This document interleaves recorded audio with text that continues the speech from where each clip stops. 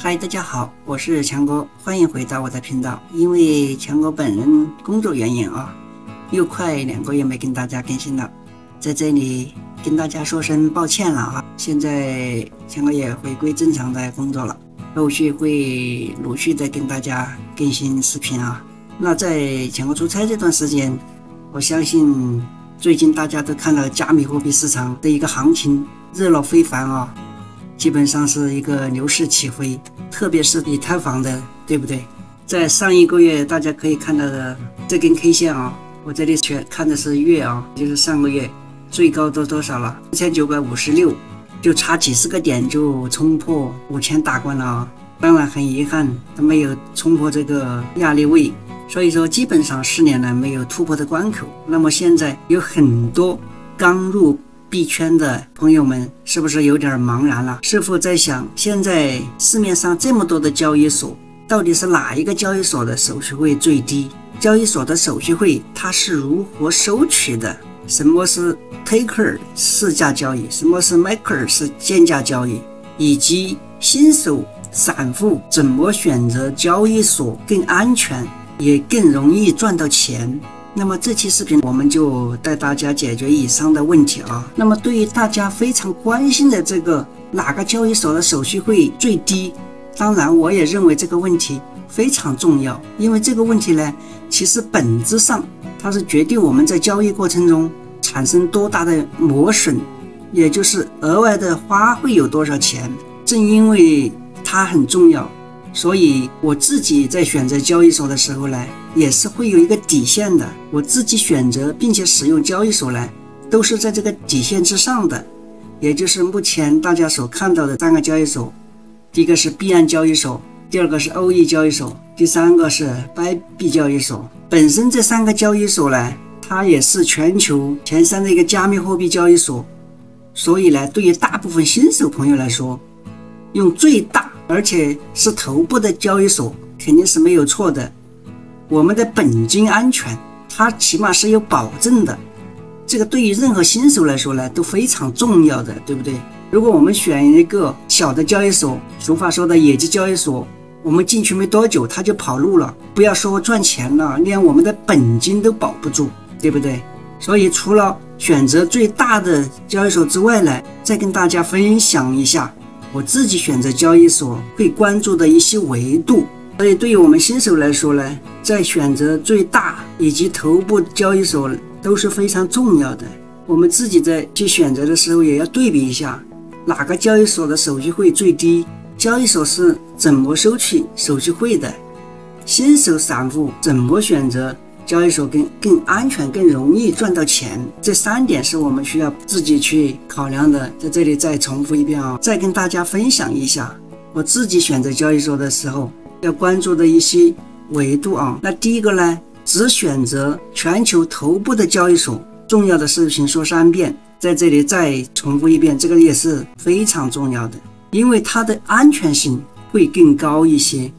起码本金相对更有一些保障。第二个呢，关注的维度就是它的流动性好不好，也就是说在交易所的上面去交易，它的流动性好不好。流动性的好坏呢，它决定了我们在买卖交易加密货币的时候呢，会产生的滑点的一个大小。滑点是手续费之外并不容易发现的一个额外的小支出。那么我关注的第3个维度呢，就是合理利用手续费的一个高低去开源节流。因为我们每一笔交易它的手续费都是不便宜的，我们在相对于几个头部交易所选择的时候，会给我们节省一笔不小的资金。因为手续费高低呢，是我们很直观能够有一个体感的一个感受的，后面小伙伴们自己去亲身经历就有所体会第4个维度就是币种的多少，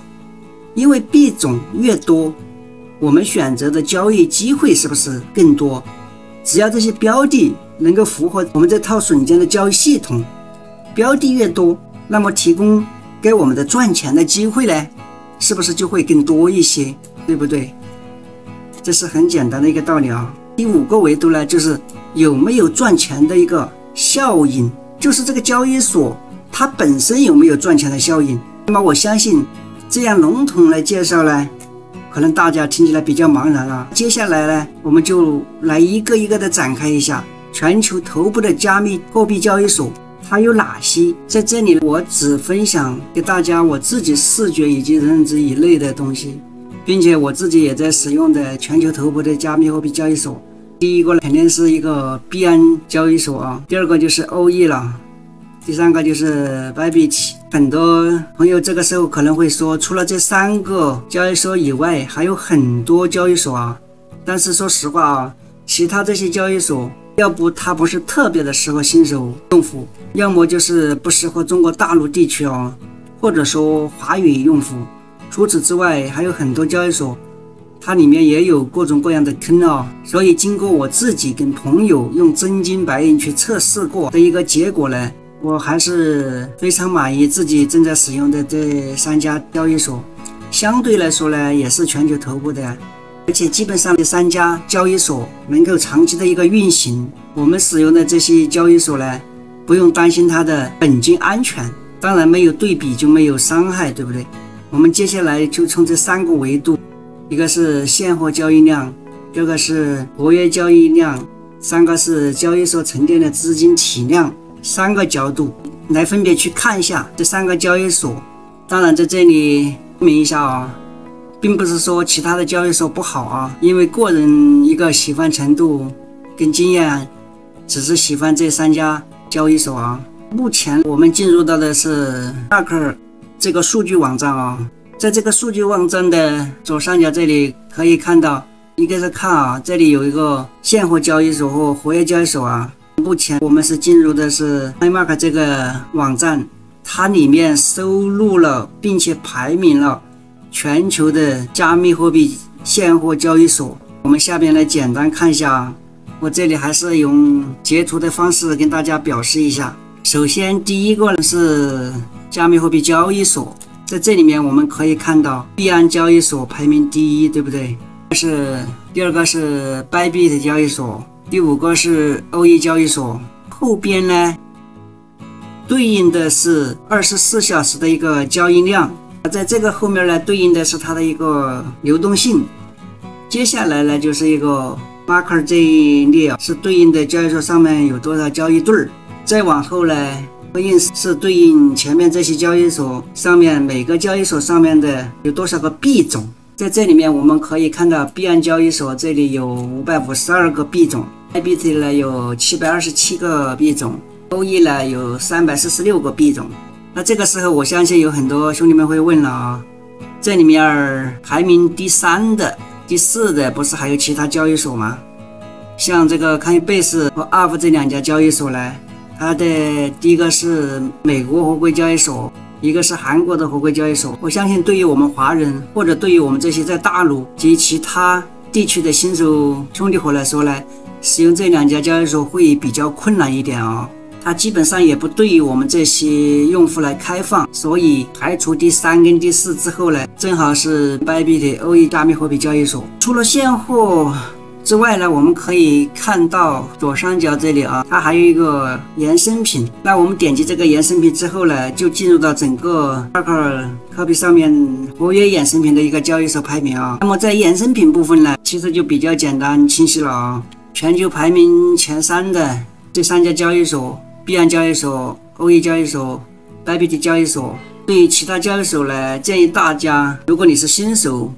初学者或者是散户的话，用这3家交易所已经足够实用了。不管是它的一个流动性也好，还是安全性也好，都是比较好的啊。那么在这里还是要说明一下免责声明啊，不是说其他交易所不好，而是我自己及朋友用真金白银去体验过某些交易所，里面确实有些是坑啊，所以呢，用这3家头部的交易所是不会出错的。那么在衍生品这一列，我们可以看到24小时一个交易量是多少，后面是它的一个限价手续费，还有一个市价交易手续费，以及目前衍生品的一个持仓情况。所以通过 CoinMarketCap 上面这2个排名，我们也能知道刚才跟大家介绍的这3家交易所就是全球排名前3的交易所，使用这3个交易所基本上是不会出错的啊。接下来我们从第3个视角，也就是每家交易所沉淀的资金有多少的一个视角来看一下啊。那现在我们进入到这个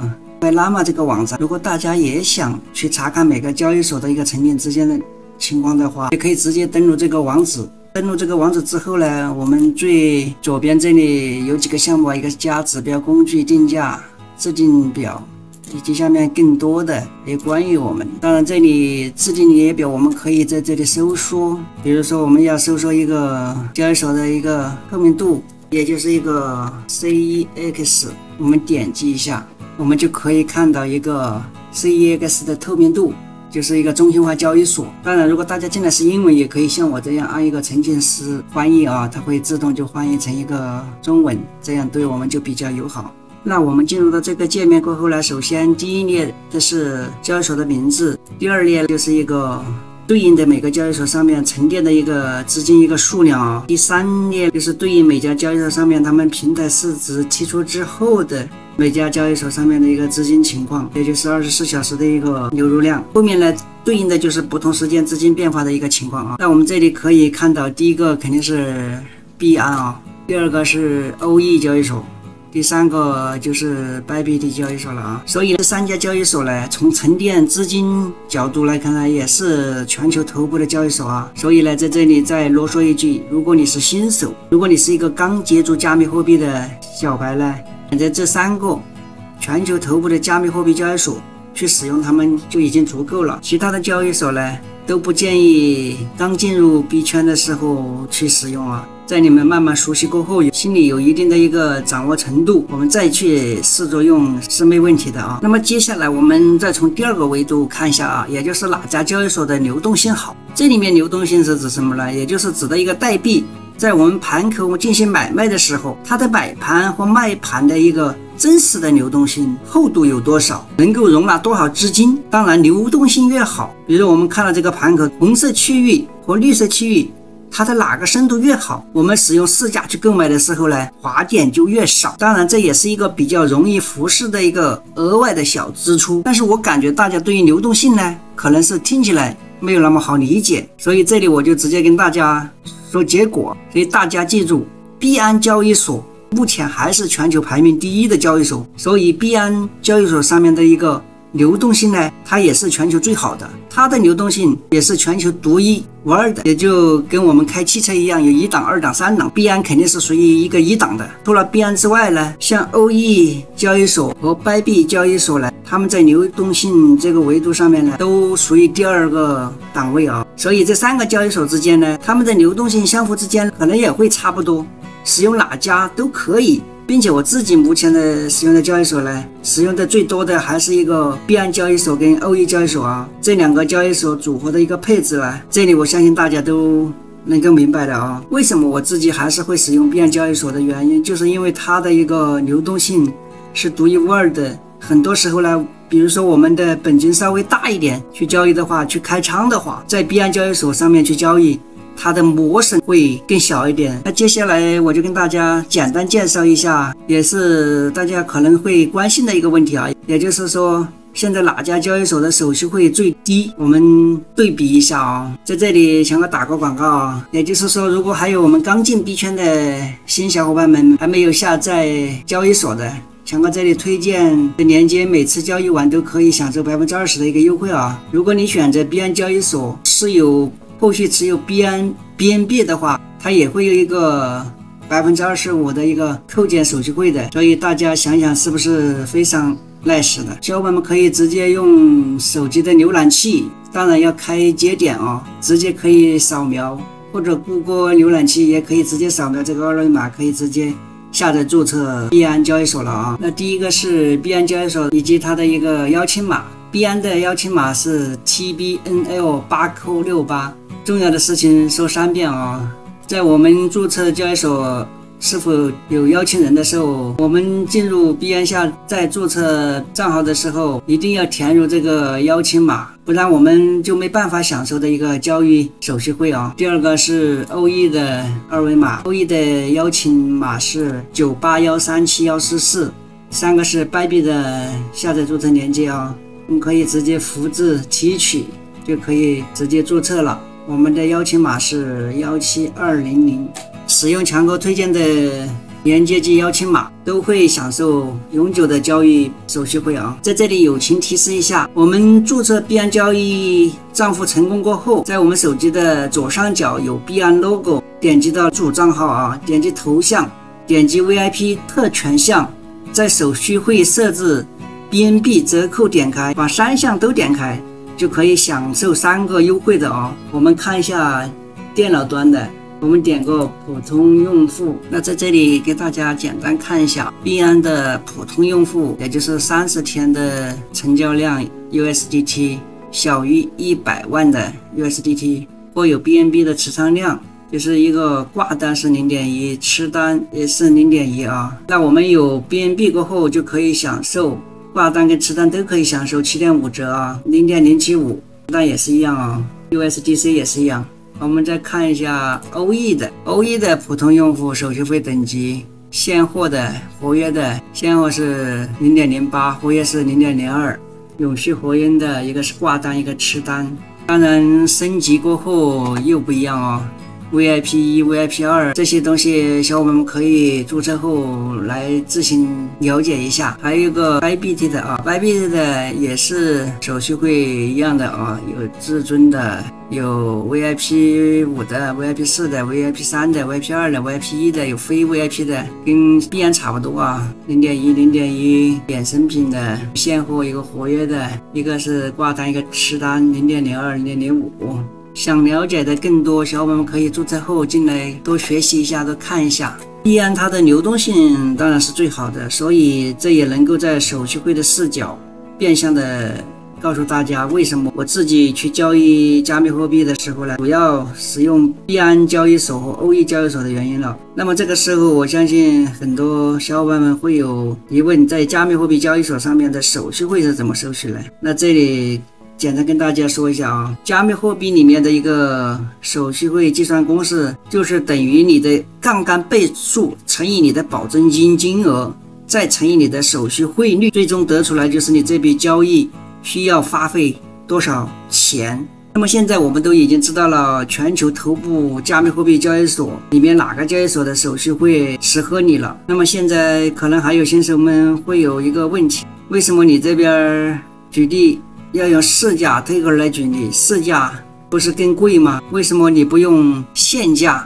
现价是不是会更便宜？用 marker 持单是会便宜一点，为什么你不用这个现价更便宜的这个手续费去举例？或者说你交易为什么不用便宜的？那么接下来我就告诉大家这个主要的问题啊，为什么绝大多数的人愿意去用这个市价 Taker 去交易？其实市价 Taker 呢，它也是有优点跟缺点。那我们先来看一下优点，因为我自己平常也大多数都是用这个市价 Taker， 就是因为市价 Taker 它有3个优点啊。第一个呢，就是它可以瞬间成交，不会出现不成交的情况。那么第二点就是，当它的一个趋势来了呢，我不会上不去车，只要你在这里输入你想买多少 USDT， 对吧？500，那我们直接买入就 OK 了。它不像你现价，你可以根据自己的一个价格，比如说现在是4469，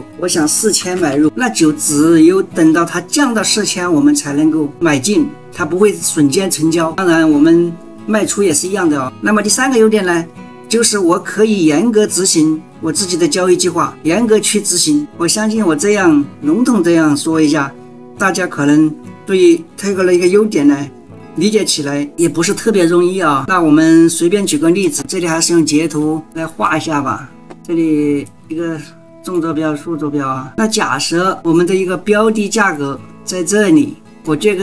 得它这个价格可以，对吧？它是会往上面涨的。我想要在这里面呢去做一些现货，这个时候如果是用市价的话，我就是不是买进可以直接进入，等它涨了过后，我们是不是就可以直接赚取了，而且可以直接快速的成交并且买入了？那我如果使用现价，我要比它这个价格要低一点，在这个位置，对吧？比如说它这里是100，那我现价80或者90在这里，我在这个下方挂单的话，我需要等这个价格稍微跌一下，跌到我这个挂单的这个80才能成交。那如果它没有下跌到这个80，就直接到95就上涨的一个动作，那我用挂单的这个形式呢，那就没办法成交。未来如果它直接上涨的话，还往上涨的话，那我们就是不是就踏空了呢？这就能解释第一个优点用市价这个挂单呢，它不会出现不成交的情况，所以呢，它不会上不去车。那这个时候，我相信也有很多兄弟会问了，为什么使用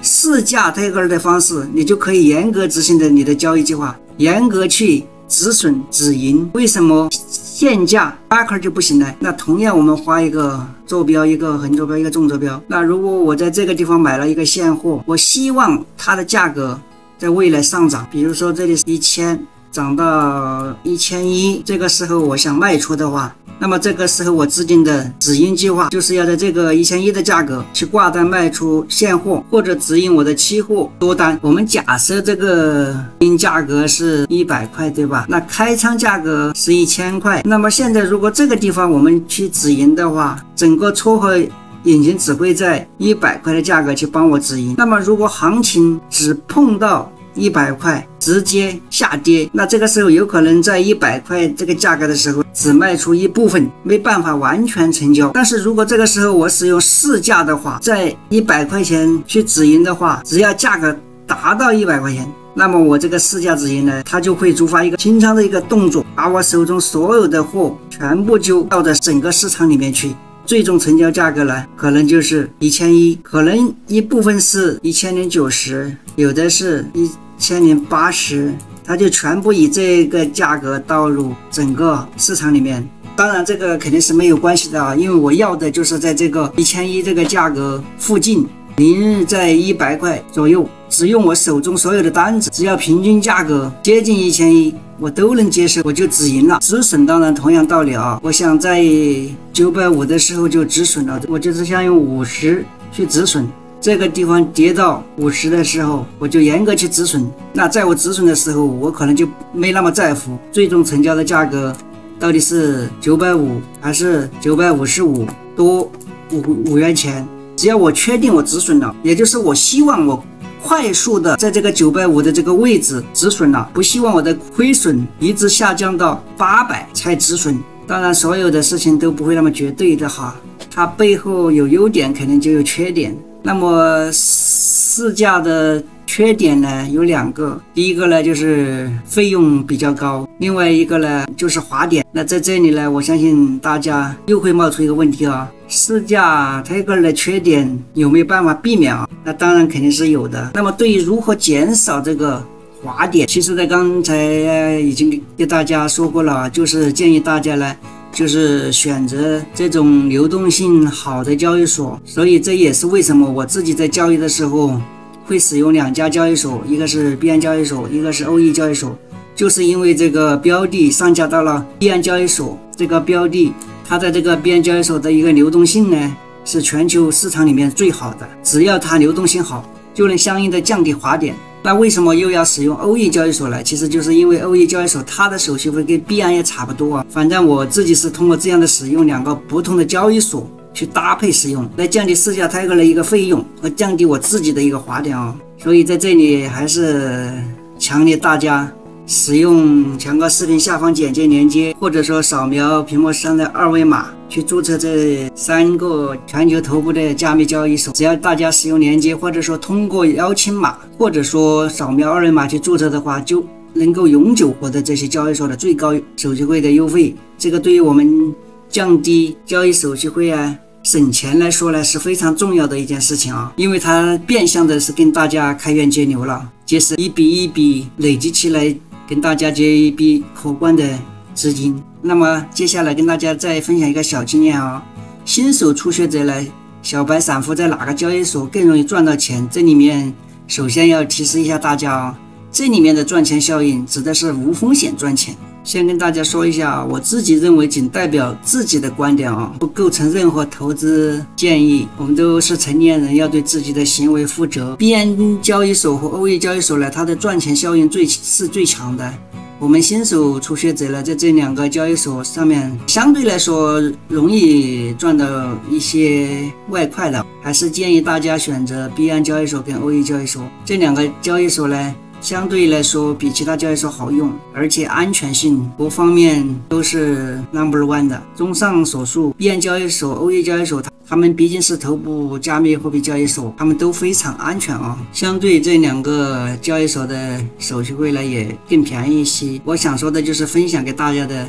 就是我自己的一个选择路径啊。那我自己呢还是十分建议大家，不管你是新手还是老手，尽量选择头部交易所。这样的话，对我们自己的本金来说呢，相对于来说更安全一些。不管你有没有这些加密货币交易所，只要使用视频下方简介连接注册，并且使用这些加密货币交易所，因为这样你就能够获得全球加密货币交易所里面非常 nice 的一个手续费，这样无形当中呢可以帮你节省非常多的钱哦，这样变相也能够帮助我们增加盈利。好了，以上就是本期视频的内容啊，如果对你有所帮助，请帮忙点个赞，加个订阅，同时开启小铃铛。感谢观看，我们下个视频再见喽，拜拜。